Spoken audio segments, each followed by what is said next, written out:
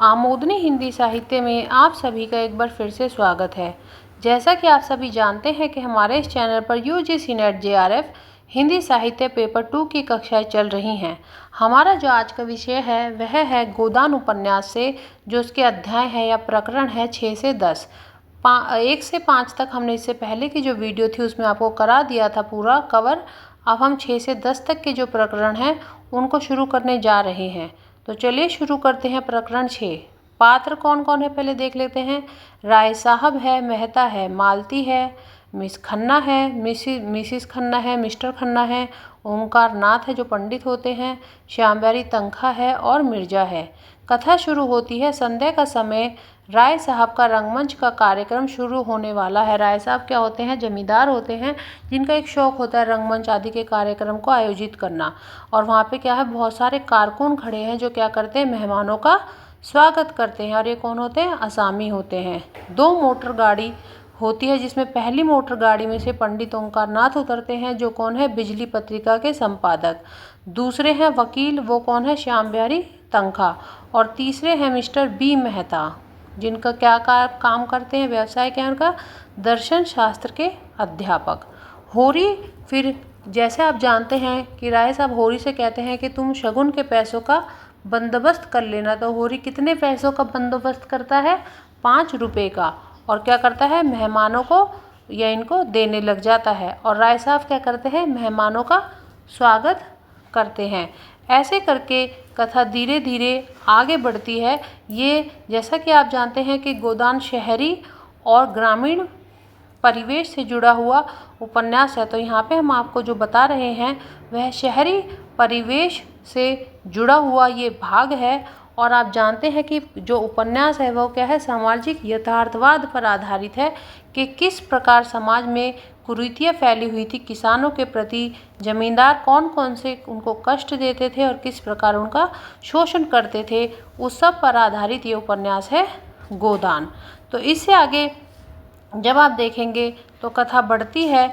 इसमें आगे शिकार का एक दृश्य आता है, फिर उसके बाद होरी की गाय का दृश्य आता है। ऐसे कर करके क्या होता है, ये कथा आगे बढ़ती चली जाती है।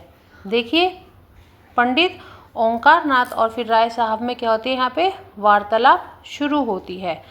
क्या वार्तालाप होती है?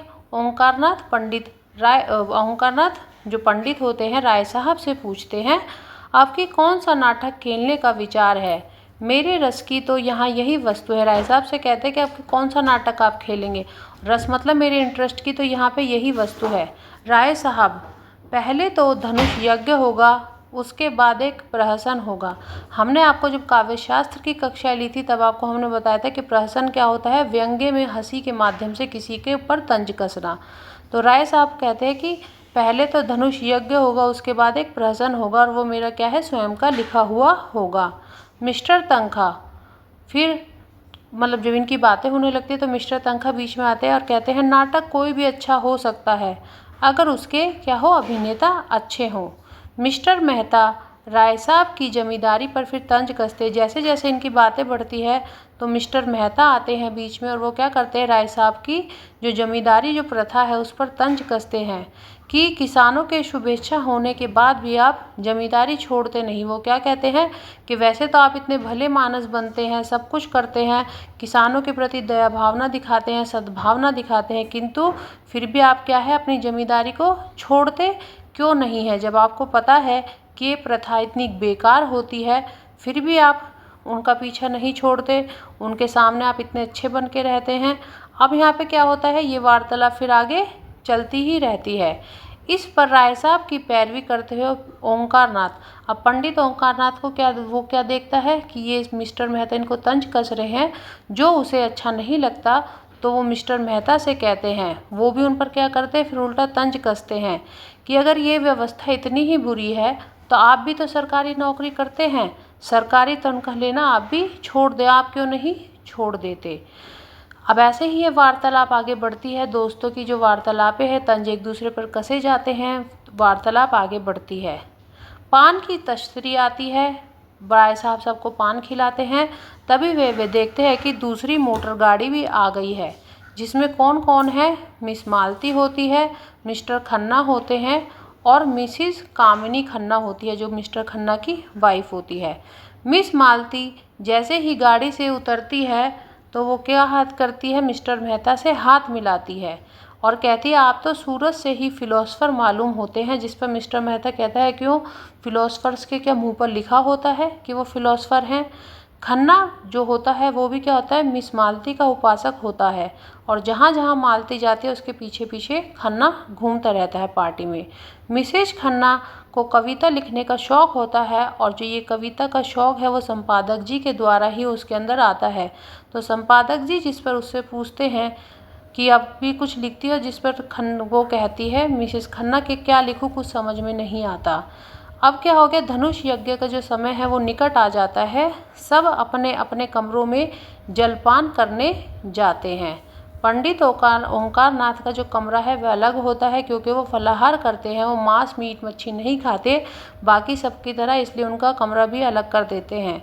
जब मिस मालती उसे बुलाती है तो राय साहब कहते हैं वह वैष्णव है, यहाँ बुलाकर क्यों बेचारे का धर्म नष्ट करोगी, बड़ा ही आचार निष्ठ आदमी है। अब यहाँ पे क्या होता है, फिर मिर्जा और मालती में बहस शुरू हो जाती है, जिससे क्या होता है, मिर्जा मालती से कुछ रंगमंच का करने के लिए कहते हैं, तो जिस पे मालती कहती है ठीक है मैं कर दूंगी, क्या तुम मुझे उसके बदले में कुछ इनाम दोगे। मिर्जा कहते हैं हाँ हाँ ज़रूर, ये हमारे मर्द जात के ऊपर बात आ गई है, हम तुम्हें ज़रूर इनाम देंगे, तुम शुरू तो करो। तो देखिए किस प्रकार यहाँ पे पंडित ओंकार नाथ को दिखाया है कि वो धर्म से कितने जुड़े हुए हैं। बाकी इसलिए वो क्या करते हैं, अपना कमरा भी सबसे अलग कर लेते हैं और बाकी सब मीट मांस मच्छी सबको खाते हैं। और उसमें राय साहब भी उनकी पैरवी करते हैं ओंकार नाथ की, क्योंकि पहले ओंकार नाथ ने भी उनकी पैरवी की थी। अब प्रकरण 6 के बाद अपनी कथा को आगे बढ़ाते हैं प्रकरण 7 की ओर। देखिए इसमें पात्र है, मेहता है, राय साहब है, तंखा है, मालती है, खन्ना है, खुर्शीद और जंगली युवती होती है, एक लकड़हारा भी इस वाले प्रकरण में होता है। धनुष यज्ञ जब समाप्त हो जाता है तो सामाजिक प्रहसन जो है शुरू होता है, जिसको देखने के लिए कोई नहीं रुकता, सब चले जाते हैं, बस एक मिस्टर मेहता यहाँ पर रुकते हैं। दूसरे दिन यहाँ पे एक प्रोग्राम बनता है, किसका, शिकार का प्रोग्राम बनाया जाता है, जिसमें 3 टोलियाँ बनती है। अब ये क्या करते हैं कि नदी, शहरी पात्र होते हैं, शहर में रहने वाले लोग होते हैं, तो नदी के तट का एक किनारा ढूंढते हैं जहाँ पे जाके इनको देहाती परिवेश की झलक मिले और एक ग्रामीण जीवन कुछ समय के लिए जी पाए, जहाँ हरियाली हो, मतलब पशु पक्षी हो, क्योंकि ये ऊब चुके हैं शहरी वातावरण से। मिस्टर खन्ना और मालती की जो टोली है वह साथ जाती है। 2 मोटर होती हैं, एक मालती चलाती है, मोटर गाड़ी होती है जिनको एक मालती चलाती है, एक राय साहब चलाते हैं। मेहता और मालती में यहाँ पे क्या होते हैं, वार्तालाप होने लगते हैं। मालती थक जाती है, रुकने के लिए कहते हैं, किंतु मेहता रुकते नहीं, चलते चले जाते हैं। मिस्टर खन्ना जो है मालती के साथ जाना चाहते हैं, किंतु किसको चांस मिल जाता है, मिस्टर मेहता को चांस मिलता है, जिसके कारण क्या होता है, खन्ना के सारे सपने टूट जाते हैं। ऐसे ही बात करते करते मेहता और मालती में क्या होती है, बहस हो जाती है, जिसमें वह कहता है कि मैं हिरण मारूंगा, उसकी खाल तुम्हें भेंट करूंगा। खाल जाए भाड़ में, मालती कहते हैं कि खाल क्या हो जाए, भाड़ में जाए, मैं अब तुमसे बात ना करूंगी, क्योंकि वो उसे कहीं भी विश्राम करने नहीं देते, जिसके कारण वो उससे क्या होती है, बहुत ज़्यादा परेशान हो जाती है। तो देखिए किस प्रकार कथा आगे बढ़ रही है, आपको मैं आशा करती हूँ कि सुनने में भी आनंद आ रहा होगा। जब इस तरीके से समझाते हैं तो उससे क्या होता है कि दिमाग में कथा ऐसे बैठ जाती है कि अगर एग्ज़ाम में कोई भी क्वेश्चन आए तो आप अच्छे से अटेंड कर सकते हैं। अब आगे जब कथा बढ़ेगी तो आप देखेंगे 3 टोलियों में ये विभक्त हो जाएंगे, जिसमें आगे शिकार पे ही ये प्रकरण जो 7 है सारा शिकार पर ही आधारित है। और जब मालती थक जाती है तो मिस्टर मेहता क्या है, उस पर एक तंज कसते हैं, कहते हैं अभी तो हम 1 मील भी नहीं आए, अभी से थक गई। ये हम आपको मूल पुस्तक में से पढ़ के बता रहे हैं ताकि आपको कथा को सुनने में आनंद आता रहे। थकी नहीं, लेकिन क्यों ना जरा दम ले लो, जब तक कोई फिर मेहता कहता है कि जब तक कोई शिकार हाथ ना आए तब तक हमें आराम करने का अधिकार नहीं। फिर वह आगे बढ़ते हैं तो एक जंगली युवती होती है जो देखती है कि दूर से कोई तैरते हुए आता है। वह मेहता से कहती है, जंगली युवती, मैंने तुम्हें तैरते आते देखा तो मैं दौड़ी। शिकार खेलने आए हो? मालती वो कहता है, हाँ हाँ, हम शिकार खेलने ही आए हैं। मालती को क्या होता है, इस स्त्री से ईर्ष्या होती है। वह उसकी बेइज्जती करती है और क्या कहती है, यहाँ से तुम चली क्यों नहीं जाती। फिर क्या होता है आगे, जो राय साहब है वह हिरण पर गोली चलाते हैं, किंतु क्या होता है, हिरण क्या है, बचकर निकल जाता है। तीसरी टोली होती है खुर्शीद और तंखा की। मिर्जा ने काले रंग के हिरण को मारा और लकड़हारे ने उसे ले चलने को कहा। मिर्जा क्या है, गोली चलाता है जो एक काले हिरण को जाकर लग जाती है, जिससे कि वह मर जाता है। और क्या उसके बारे में फिर वह सोचता है कि कितनी सुंदर इसकी आंखें हैं, क्या है, अब हम इसका कीमा बना के खा जाएंगे, हमने इसे क्यों मारा। फिर वहाँ पर एक उसे लकड़हारा मिलता है जो उसे कहता है कि मैं इसे लेकर चलता हूँ। लकड़हारा, कहाँ पहुँचाना होगा मालिक, मुझे 2-4 पैसे दे देना। वो कहता है कि मैं पहुँचा दूंगा, किंतु इसके बदले में आपको मुझे क्या देना होगा, 2-4 रुपये दे देना। अब देखिए इसके बाद शिकार का जो दृश्य हो जाता है, उसके बाद प्रकरण 8 आता है, जिसमें क्या आता है, होरी है, धनिया है, सोना है, रूपा है और झिंगुरी सिंह है। अब यहाँ पे क्या है, गाय आ गई। अब हीरा सोचता है कि गाय को कुछ खिलाने के लिए भी चाहिए, तो वह जैसे ही खेत में जाता है कुछ उगाने के लिए, सब बहुत खुश थे उसके घर में। किंतु उसी वर्ष जो राहे साहब है वो क्या कहते हैं कि कारकुन से कहते हैं, एक संदेश पहुंचाते हैं, जब तक बाकी ना चूक जाएगी किसी को भी खेत में हल ना ले जाने दिया जाएगा। वो क्या कहते हैं, राय साहब, जब तक तुम मेरा बाकी ना चुका दोगे, जब तक तुम्हें खेत में हल नहीं जोत सकते खेत को। किसानों पर क्या हो गया, अचानक से वज्रपात हो गई। होरी असमंजस में फंस गया कि कहाँ से उधार ले, उसने पहले ही ले रखा है। उसे झिंगुरी सिंह की याद आई। अब होरी भी पहले यही काम करता था, वह भी उधार देता था, किंतु गरीबी की एक दिन ऐसी मार पड़ी कि उसने उधार देना छोड़ दिया, जिस कारण सब सोचते थे कि होरी ने बहुत पैसा दबा रखा है। उस पर वह झिंगुरी सिंह के पास जाता है तो झिंगुरी सिंह भी उसे यही कहते हैं, वह सब पुराना रुपया क्या कर डाला, जो तुम्हारे पास पुराने रुपए थे जो तुमने दबा लिए लोगों को उधार देने के बाद, वह कहाँ कहाँ रख दिया। इस पर होरी कहता है, अगर होते मेरे पास पैसे तो मैं आपके पास आता ही क्यों। जिस पर झिंगुरी सिंह कहते हैं कि तुम नीच जात हो, तुम्हारा यही काम है होते हुए भी छुपाना। झिंगुरी सिंह उधार के बदले गाय मांगता है। झिंगुरी सिंह की क्या होती है, उसकी गाय पर नज़र होती है, उसे मौका मिल जाता है। वो कहता है, ठीक है, मैं तुम्हें उधार तो दे दूंगा, पर बदले में तुम्हें क्या देना है, मुझे गाय देनी होगी।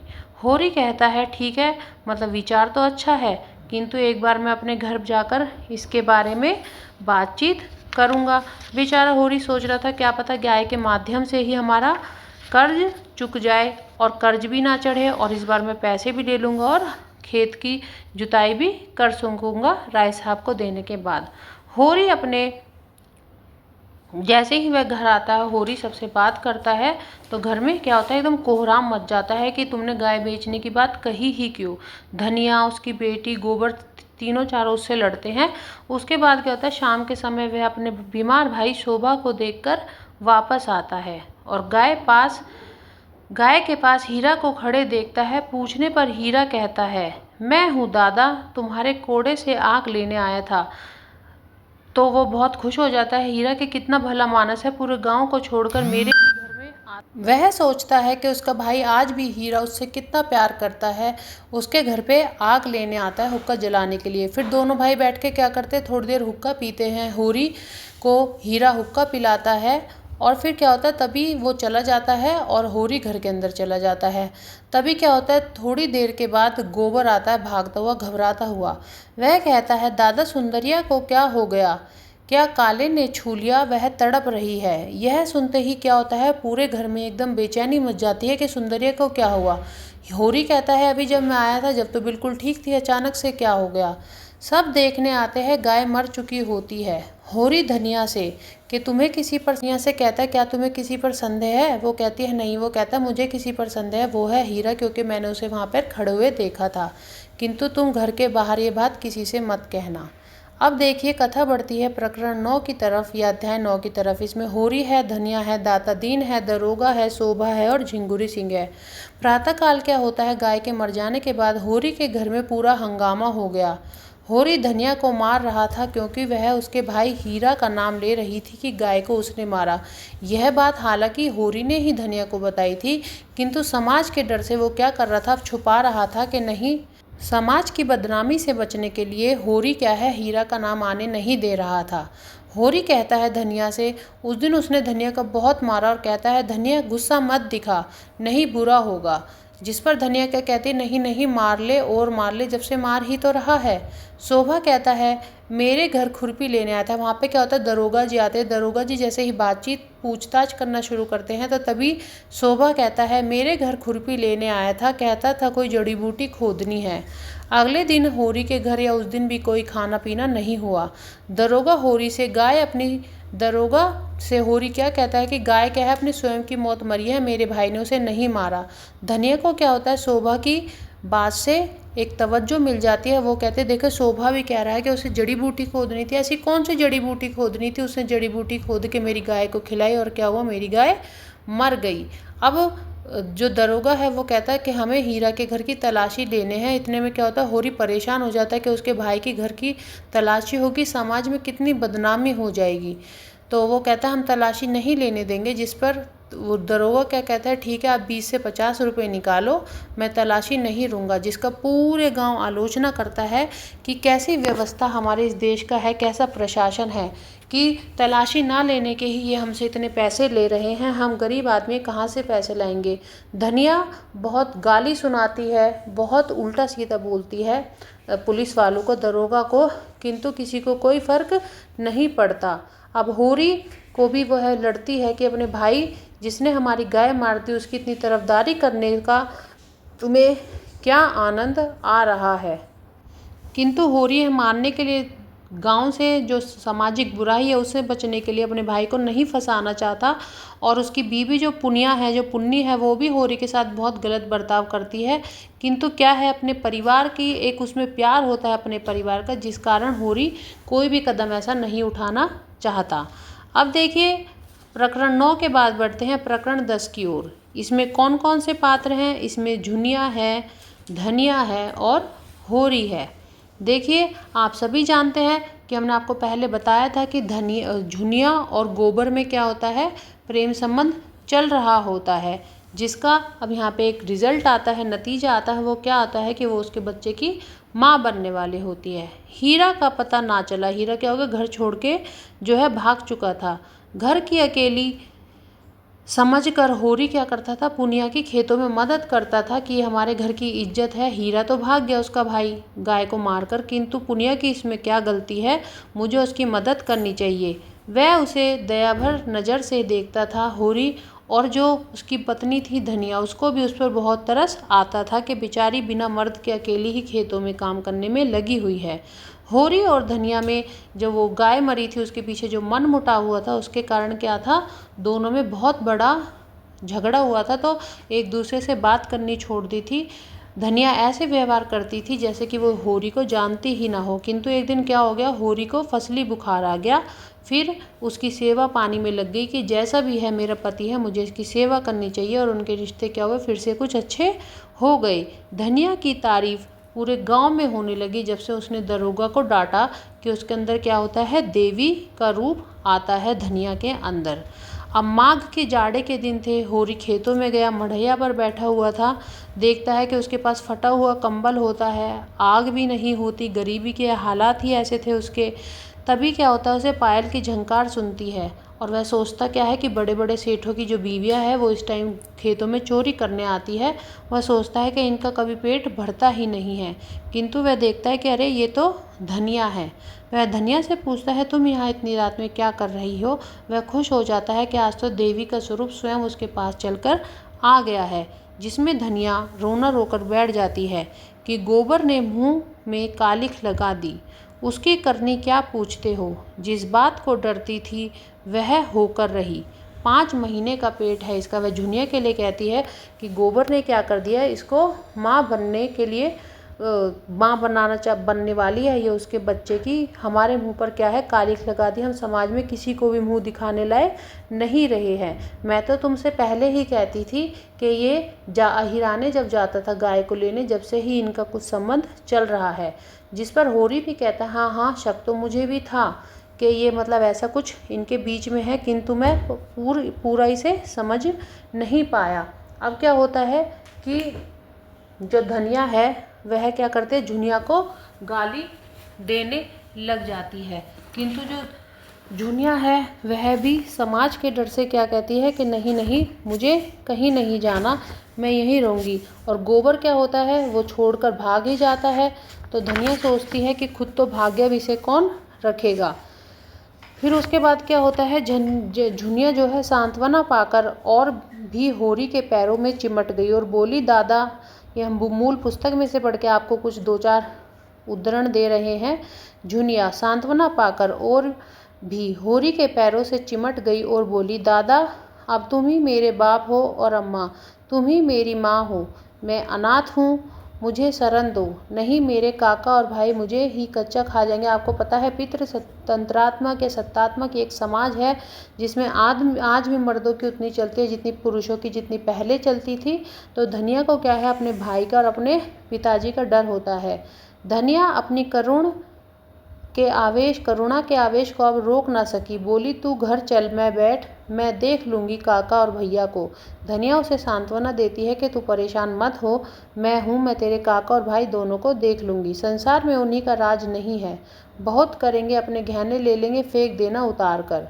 अभी जरा देर पहले धनिया ने क्रोध के आवेश में झुनिया को उल्टा और कलंकने और कलमुही ना जाने क्या क्या कहा। हमने आपको बताया था कि वो उसको गाली देने लगती है कि गोबर को, मेरे बेटे को इसी ने फंसाया, क्योंकि वो तो एक बच्चा है और ये एक विधवा स्त्री है। ये सारे तंत्र मंत्र उसे फंसाने के सारे जादू टोने क्या है सब जानती है। झाड़ू मारकर घर से निकालने जा रही थी। अब जो झुनिया ने स्नेह, क्षमा और आश्वासन से भरे यह वाक्य सुने तो होरी के पांव छोड़कर धनिया के पांव लिपट गई। और वही साध्वी जिसने होरी के सिवा किसी पुरुष को आंख भरकर देखा भी ना था, पापिष्ठा को गले लगाए उसके आंसू पोंछ रही थी और उसके त्रस्त हृदय को अपने कोमल शब्दों से शांत कर रही थी, जैसे कोई चिड़िया अपने बच्चे को परों में छिपाए बैठी थी। धनिया ने झुनिया का हाथ पकड़कर अंदर ले जाते वह कायर कहीं का, जिसकी वहाँ पकड़ी उसका निभा करना चाहिए कि मुंह में कालिख लगाकर भाग जाना चाहिए। गोबर क्या होता है उसे छोड़कर भाग जाता है। तो देखिए हमारा ये आज की जो कक्षा है प्रकरण 6 से 10 तक है जो गोदान के, वो पूर्ण हो गए हैं। कल हम 11 से लेकर 15 या 20 जो भी हमसे होगा वो हम करेंगे। तो आज के लिए इतना ही। मैं आशा करती हूँ आप सभी को मेरे की हुई मेहनत पसंद आ रही होगी। तो कृपया करके मुझे सपोर्ट करें, मेरे चैनल को लाइक एंड सब्सक्राइब करें, आगे बढ़ने में मेरी मदद करें। धन्यवाद। आज के लिए इतना ही। आपका दिन शुभ हो। Have a good day.